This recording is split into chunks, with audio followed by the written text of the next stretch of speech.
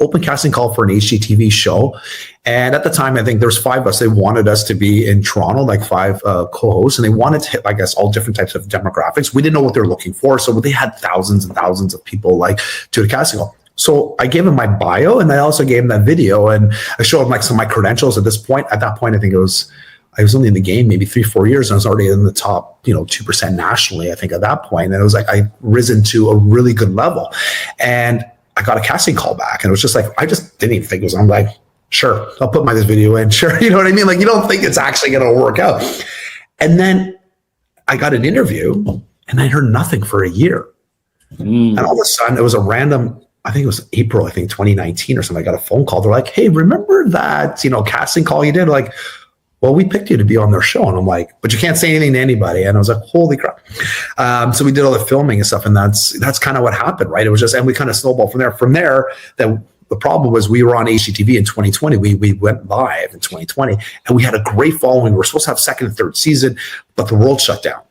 And HGTV kind of cut down. So we were supposed to have a second and third season, but what happened was we were always a maybe. They had some, when they were able to start productions again, they had 3 or 4 shows which already had started production, so they already spent money on them. We hadn't started second season yet because we were bouncing ideas around. And then there's a bunch of people they said no to. So till this day, they haven't said no. They're still we're still a maybe. We're supposed to have this other, more of a season. So, but a couple of our other my castmates had started their own TV shows. So anyway, long story short, it's basically an open casting call, and that's, I always suggest to people all the time, it's something that you're interested in, put your name forth all the time. Like, what do you have to lose, right? People get along with your personality. You never know what people are looking for when you're doing those casting calls. So absolutely try everything, every angle you possibly can. Do a lot of things like this, like different podcasts, talk to people, let them see your personality and let your personality shine through. You never know what's going to happen.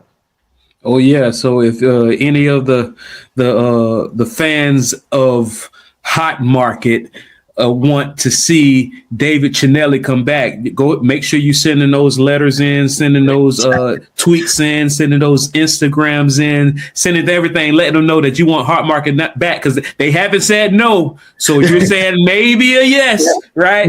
Well, the funny thing with our show is after the first, the trajectory is different. This is why it was very appealing. And it was $1 million listing for Toronto. But what was happening was when you first have a show, you get some viewership and then it dramatically drops off and then they kind of comes back. Ours was the opposite. It had here, and then we just every week we kind of get more and more people. So that's why we're very intrigued. And I didn't realize how many people saw us. And then they started to syndicate us till this day. They still syndicating our shows in other countries. Wow. Yeah, so it's and even now it's been a few years, but we have people in South Africa that recognize you and stuff. It's just it's interesting. It's a good market. So so I think until that well dries up, maybe they're still trying to figure out what's happening. But I would love to be a part of another episode. Oh, nice. Yeah, if you're still getting syndications, there's always a possibility. Definitely.